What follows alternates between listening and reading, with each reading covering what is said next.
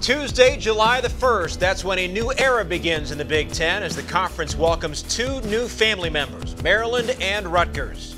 Hi everybody, Ray Crawford here as we talk about what these new adopted members can expect in the Big Ten this year and beyond. And here to help us out, our Northwestern Insider and voice of the Wildcats, Dave Eanet, and covering the Spartans for Michigan State Insider Joe Rexrode. Dave, let's start with you. When the Terps and Knights hit the road to Big Ten country, where are they going to find the best game day tradition?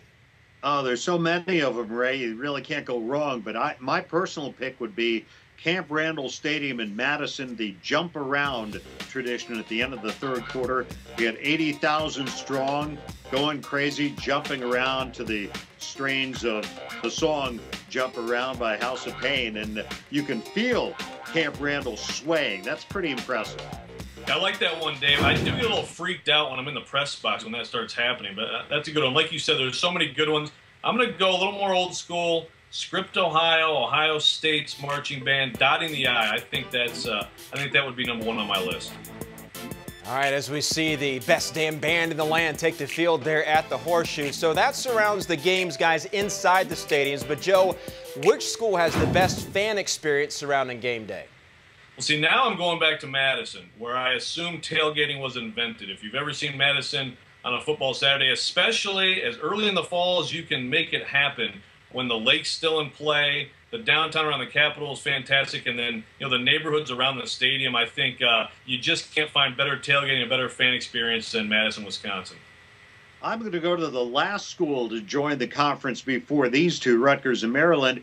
That's Nebraska. Game day in Lincoln, Nebraska. It seems like the entire state converges on that town and the area right around Memorial Stadium. And even though they've only been in the conference for a few years, I have found the fans there as good as advertised, extremely friendly, very welcoming, just a great all-around experience. Guys, you've both visited all the venues in the Big Ten. Dave, what's the toughest place to play? I go football for that, and I go Iowa. KINNICK Stadium, it's not the largest stadium in the Big Ten, but the fans there are right on top of the visiting team. It's a very intimidating environment, starting, of course, with the pink locker room for the visitors. I like that one, but I'm going to go basketball. Indiana's Assembly Hall. I think basketball is still the toughest road trip to take in terms of comparing the sports. And I think Indiana's Assembly Hall, there are a lot of great ones in the Big Ten, but the noise in that building just bounces off right back down to the floor, and I think it's very intimidating. All right, so Joe, we know the Big Ten towns have some signature menu items when it comes to food. What's one thing fans must sample? See, Ray, I can't just give you one here, so I'm going to try to build a plate for you of four major Big Ten food groups. We're going to start with Papa Del's Pizza in Champaign, Illinois. Incredible. We're going to go out to State College, Pennsylvania, locally owned Champs, a sandwich called the Eddie D. You've got to try that.